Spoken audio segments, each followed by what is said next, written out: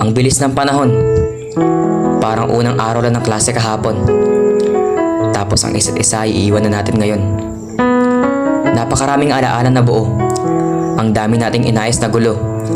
At ang daming guro ang napataas natin dugo dahil sa katigasan ng ating mga ulo.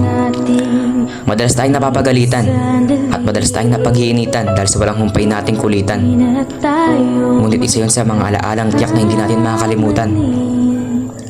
Nagsisi ako noong una kung bakit sa Salinday ito ako napunta. Akala ko hindi ako magiging masaya. Akala ko wala akong mararamdamang tuwa. Akala ko wala akong mapapala. Akala ko lang pala. Ngunit mali pala.